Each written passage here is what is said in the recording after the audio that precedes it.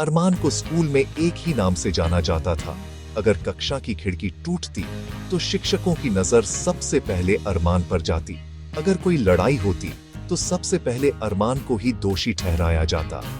अगर किसी का होमवर्क गायब होता तो कहा जाता, जरूर अरमान ने किया होगा। अब उसने खुद का बचाव करना भी छोड़ दिया था।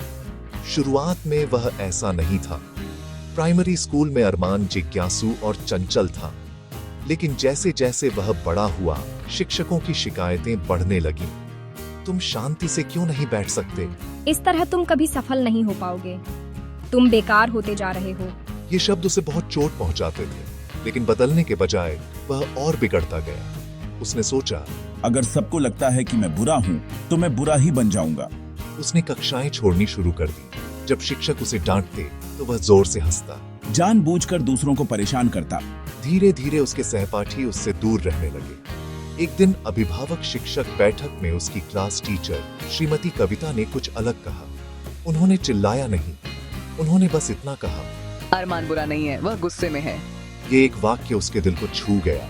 बाद में उन्होंने उसे स्कूल के बाद बुलाया। तुम हमेशा लड़ाई क्यों करते हो? उन्होंने शांत स्वर में पूछा। कोई मुझे समझता ही नहीं, अरमान ने गुस्से में जवाब दिया। श्रीमती कविता ने कहा, जब लोग तुम्हारी आलोचना करते हैं तो तुम्हारे पास दो रास्ते होते हैं, या तो उन्हें सही साबित करो या उन्हें गलत साबित करो। उस रात अरमान सो नहीं सका। पहली बार किसी ने उसके चरित्र को नहीं, बल्कि उसके व्यवहार को आलोचना की थी। उसने ध्यान देना शुरू किया कि शिक्षक उससे कैसे व्यवहार करते हैं, छात्र उससे क्यों बचते हैं, उसकी अपनी माँ की आंखों में निराशा क्यों है। अब उसे समझ आया, आलोचना नफरत नहीं थी, वह एक चेतावनी थी। एक दिन कुछ लड़के एक छोटे छात्र को परेशान कर रहे थे। अरमान आगे बढ़ा और बोला, उसे छोड़ दो। लड़के हैरान रह गए। मुसीबत खड़ी करने वाला खुद मुसीबत रोक रहा था। धीरे धीरे अरमान छोटे छोटे अच्छे काम करने लगा। वह अभी भी गलतियां करता था। जॉश अभी भी उसे डांटते थे, लेकिन इस बार वह सुनता था। आलोचना उसका आईना बन गई। सालों बाद अरमान स्कूल का कप्तान बना।